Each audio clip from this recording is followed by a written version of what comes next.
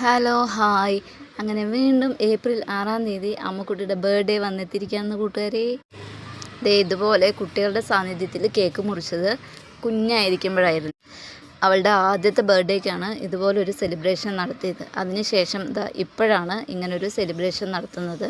Celebration ഒന്നും പറയാൻ പറ്റില്ല, ചുമ്മാ ചെറുതായിട്ട് അവളുടെ ഒരു ആഗ്രഹം. എൻ്റെ ഫ്രണ്ട്സിനെ വിളിച്ച് അവർക്ക് കൂടി കേക്ക് കൊടുക്കണം, അവരെ വിളിച്ച് എനിക്ക് കേക്ക് കട്ട് ചെയ്യണമെന്ന് പറഞ്ഞപ്പോൾ അതിനു വേണ്ടി പരിസരത്തുള്ള അവിടെ തന്നെ കൂട്ടുകാരികളെ അവൾ വിളിച്ച് അവരെ കൂടി നിർത്തി നമ്മൾ കേക്ക് കട്ട് ചെയ്ത് അവളും ഹാപ്പി, കൂട്ടുകാരികളും ഹാപ്പി.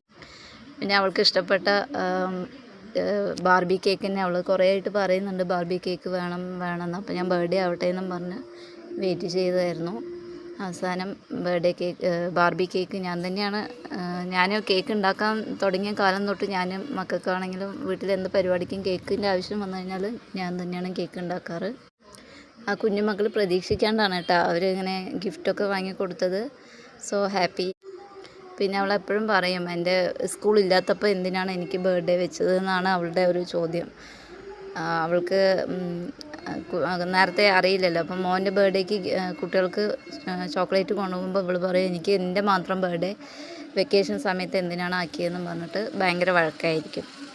അതുകൊണ്ട് വെക്കേഷന് മുമ്പ് തന്നെ സ്കൂളിൽ കുട്ടികൾക്ക് ചോക്ലേറ്റൊക്കെ മാർച്ച് അവസാനത്തെ എക്സാമിന് ചോക്ലേറ്റൊക്കെ കൊണ്ടുപോയി കൊടുത്ത് നമ്മൾ അവളുടെ ബർത്ത്ഡേ അപ്പം തന്നെയാണ് സെലിബ്രേറ്റ് ചെയ്യാറ്. പക്ഷേ ഇതുപോലെ കേക്ക് മുറിച്ച് സെലിബ്രേഷൻ അങ്ങനെ വലുതായിട്ടൊന്നും എപ്പോഴും ചെയ്യാറില്ല.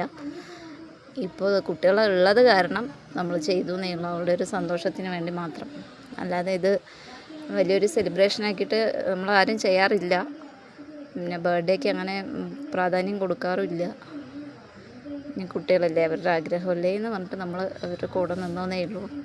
സോ അവൾക്ക് കുറേ ഗിഫ്റ്റൊക്കെ കിട്ടി, നമ്മൾ ഭയങ്കര ഹാപ്പിയാണ്. ഇനിയിപ്പോൾ മിക്കവാറും എല്ലാ വർഷവും ബർത്ത്ഡേ ആഘോഷിക്കേണ്ടി വരുമെന്ന് തോന്നുന്നു.